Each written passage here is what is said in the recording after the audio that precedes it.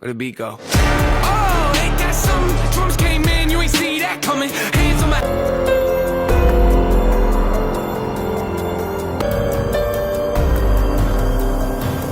Menjadikan Malaysia sebagai negara pertama di Asia Tenggara.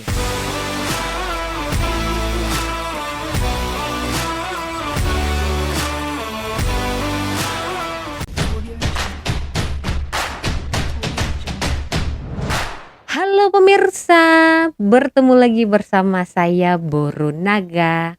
Apa kabarnya semua pemirsa pada hari ini? Semoga semua pemirsa dalam keadaan baik-baik saja ya. Baiklah pemirsa, saya lupa nak cerita. Jadi 6 hari yang lepas saya and family cari angin lah di sekitar KL waktu malam hari.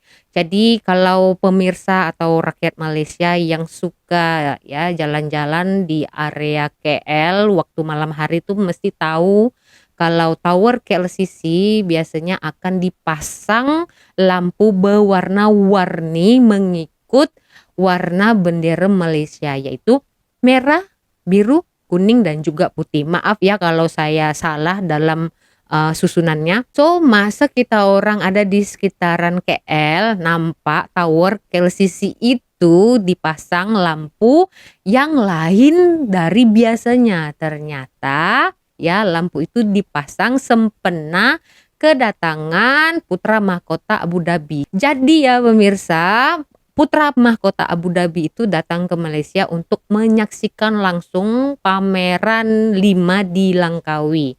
So pemirsa mungkin ada yang tak tahu di Indonesia sana ataupun ada yang generasi baru di Malaysia ini yang tak tahu bahwa 5 di Langkawi itu sebenarnya yang mengoperasikan pertama kali atau menubuhkan adalah Tun Mahathir ya. Jadi tujuan Tun Mahathir itu membuat pameran 5 di Langkawi untuk memperkenalkan Langkawi ke mata dunia. Dan itu sangat diminati ternyata oleh negara-negara lain dari 1991 ya. Itu mula dibuka sampailah sekarang. Dan tahun 2023 ini ternyata ya 5 di Langkawi itu adalah paling terbesar dari tahun-tahun sebelumnya ya pemirsa.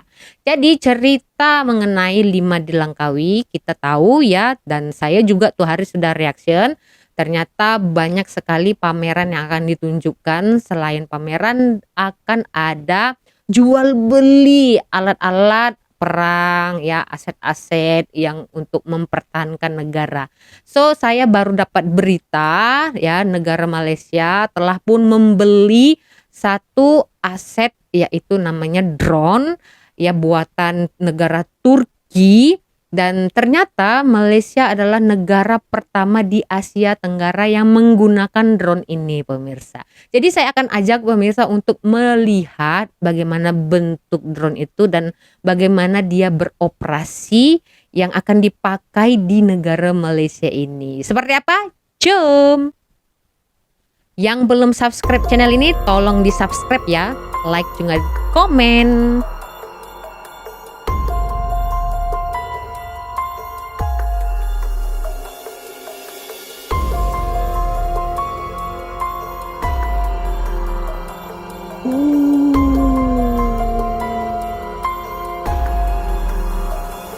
Cara beroperasinya dari jauh boleh meletupkan pemirsa. Oh my god.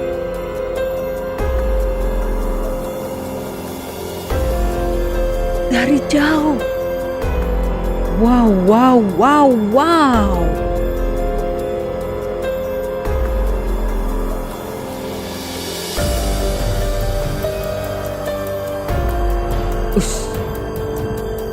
Ini mantap ini. Oh macam ini bentuknya. Oke, tapi macam pesawat juga ya, lumayan besar juga ya pemirsa. Oke, kita akan dengar langsung lagi apa penjelasan dari video ini. Jangan lupa subscribe ya pemirsa. Mari kita saksikan.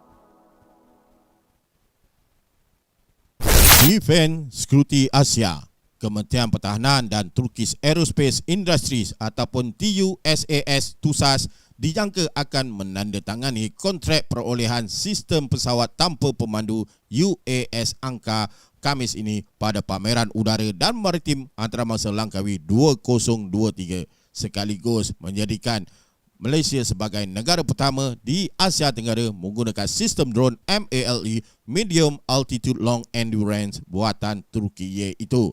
Perkara tersebut telah disahkan oleh pegawai kanan TUSAS bagi UAS program mereka iaitu Errol August ketika ditemui pada 5/2023 hari ini. Kontrak akan ditandatangani pada 5/2023 ini dan program itu juga akan dilancarkan selepas 5/2023. Kita memberi satu pakej sistem yang mengandungi beberapa pesawat dan ia juga akan terdiri daripada muatannya sistem kawalan daratan, sistem data link, pakej logistik, alat ganti, latihan dan infrastruktur seperti pengubahsuaian hanya untuk operasi UAS tersebut. Ini adalah pakej yang besar, kata beliau, sambil menambah bahawa tarikh penghantaran sistem UAS MALE Angka S kepada Malaysia adalah pada tahun hadapan.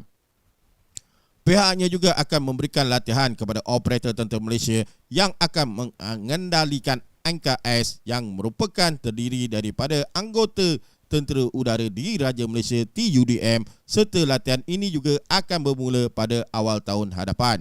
Ramai pilot, operator dan kru penyelenggaraan akan terlibat dengan latihan tersebut, ujar beliau lagi. Ditanya sama ada Malaysia akan memperolehi varian Angka S yang berbeza, beliau menjawab bahawa negara akan menggunakan varian Angka S yang turut sama digunakan oleh Tentera Udara dan Tentera Laut Turkiye.